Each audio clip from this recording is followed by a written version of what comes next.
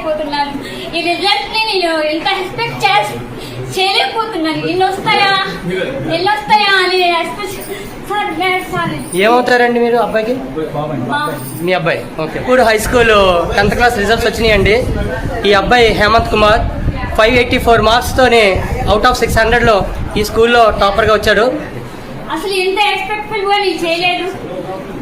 very thankful and all of very proud of you my son